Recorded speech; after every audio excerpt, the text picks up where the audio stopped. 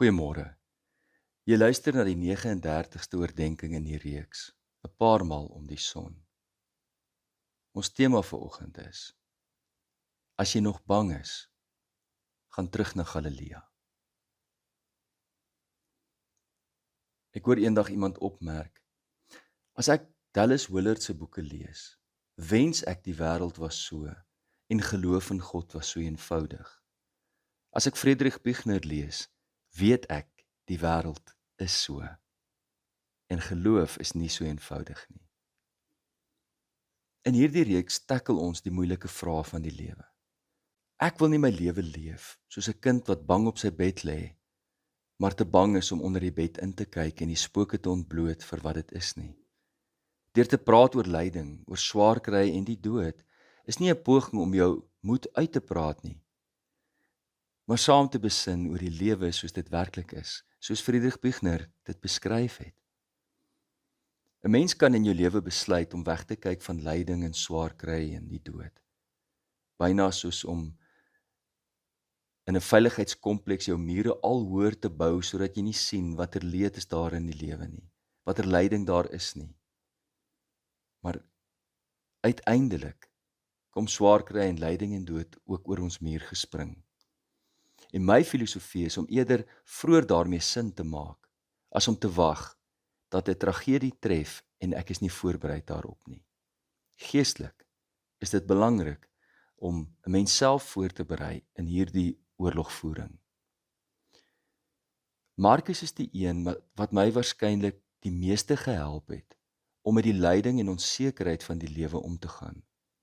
Ons lees baie keer verse in die Bybel, enkele teksverse, en die verse skryf ons op papiertjies en ons gebruik dit as boekmerke. En daar's niks daarmee verkeerd nie. In die proses staan ons wel die gevaar om groter boodskappe van die Bybel te verstaan en die groter vertroosting daarin te begryp. En so is die boek Markus, die evangelie van Markus in geheel. Die evangelie begin waar dit beskryf dat Jesus in Galilea begin om die disippels te roep. En so ontvou die verhaal van die disippels. Hulle lewe vervleg met Jesus, hulle leer hom ken as rabbi en sy verkondiging. En in die eerste hoofstukke van Markus, doen Markus geweldig baie moeite om hulle te onderrig oor wie God is. Jesus verduidelik vir hulle van die koninkryk van God, hoe hierdie ander wêreld is en hoe dit is waar God regeer. En dan maak die verhaal, nadat Jesus hulle onderrig het oor wie God is, 'n draaipunt. En dit is met Jesus se lydingsaankondiging. Hulle wil wegkyk van lyding, maar Jesus laat hulle dit nie toe nie. En nou draai die pad van Jesus weg daar van Galilea, dit draai suid na Jerusalem. En nou is hulle op pad daarheen. En soos wat die pad na Jerusalem toe aangaan, is daar verskeie vrae en misverstande van die disippels. Hulle worstel met die lewe soos ek en jy. Hulle vra al die moeilike vrae uiteindelik van hoe die wêreld werk, waar lyding en nood inpas en dies meer. En uiteindelik daar, op soek na al hierdie antwoorde, het Jesus bly verkondig, wondertekens doen en hulle onderrig oor wie God is. En dan sterf Jesus in Jerusalem.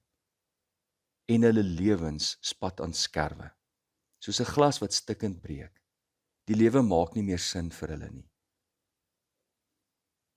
Op daardie punt, natuurlik is almal van hulle in verskillende rigtings in en hulle gaan kruip weg. Ons weet nie wat van hulle word nie. Hulle verdwyn voor ons oë in die vertelling van Markus. Ons lees wel dan dat die vroue by die graf van Jesus aankom. En daar vertel die engel aan hulle dat Jesus nie daar is nie, maar hy is opgewek uit die dood. Ek lees uit Markus 16 vers 6. Maar hy, die engel, sê vir hulle: Moenie ontsteld wees nie. Julle soek Jesus van Nasaret wat gekruisig is. Hy is opgewek, hy is nie hier nie. Kyk, hier is die plek waar julle hom neergelê het. Maar gaan sê vir sy disippels en vir Petrus, hy gaan voor julle uit na Galilea. Daar sal julle hom sien, soos hy vir julle gesê het. Hulle, dis nou die twee vroue, het uitgegaan en van die graf af weggehardloop, want bewing en verbuistering het hulle beetgepak. En hulle het vir niemand iets gesê nie, want hulle was bang. In ons Bybels vandag gaan die vertelling verder. En ons lees van Jesus wat aan die disippels verskyn en ons lees van Jesus se hemelvaart. Maar die oorspronklike evangelie van Markus en die oudste weergawe daarvan het gestop by daardie woorde, want hulle was bang. Dis 'n verskriklike stomp einde aan Markus. Die vroue het nie iets gesê nie, want hulle was bang. Waarom sou Markus die evangelie so eindig? Hulle het vir niemand iets gesê nie, want hulle was bang. Deur die hele evangelie van Markus speel die woord bang, vrees, 'n teologiese rol. Elke keer wanneer iemand bang is en vrees, is dit 'n teken van klein geloof of ongeloof. 'n Mens sien baie plekke in Markus waar hy die disippels as bang beskryf, as dat hulle vreesagtig was. En die interpretasie daarvan is, hulle geloof was nog nie sterk genoeg nie. Die evangelie eindig dus met 'n vertelling van gelowiges wat gehoor het van die opstanding, maar steeds getwyfel het. En dis juis hier waar hierdie oudste weergawe van Markus se stomp einde vir my soveel waarde het. Wanneer jy bang is, wanneer jy twyfel, wat moet jy doen? Die engel het gesê, gaan terug na Galilea, ontmoet Jesus weer, asof vir die eerste keer, en stap weer saam met hom die pad van Galilea na Jerusalem, deur die kruis, deur die opstanding tegemoet. En as jy nog bang is, gaan stap weer die pad saam met Jesus, van Galilea na Jerusalem. Markus verklaar nie alles in die lewe nie, inteendeel. Sy bedoeling is nie om al die swaar kry en leed en lyding in die wêreld te verklaar nie. Maar wat hy wel sê is, soos wat jy jou lewenspad stap en daar oomblikke is wat jy bang word, waar jy twyfel, gaan terug na Galilea en volg Jesus. Stap saam met hom die pad, want daarin lê die lewe. Ek verstaan nie alles van die lewe nie, maar in my diepste vrees stap ek terug na Galilea toe en ek volg Jesus.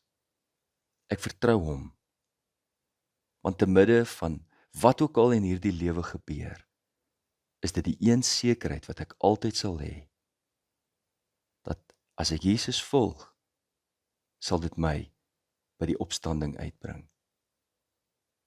Kom ons bid saam. Hemelvader, in hierdie wêreld verstaan ons nie altyd alles nie. Daar kom tye van swaar kry, tye waar ons bang word en twyfel. Dankie Here dat daar ook tye is van oorwinnend leef, van vreugde hê, van jubel en lag en jubel en huppel. Dankie Here vir al die mooi tye ook. Ons bid dat deur al die tye van die lewe heen, ons opnuut weer die pad saam met Jesus sal stap, van Galilea af, na Jerusalem toe. Want daar het U lyding en die dood oorwin, die dood finaal verslaan, die laaste angel en die vrees wat daar by ons is, oorwin het. Gee Here dat ons so sal leef, dat ons alle vrees sal verloor. Dit bid ons in Jesus naam. Amen.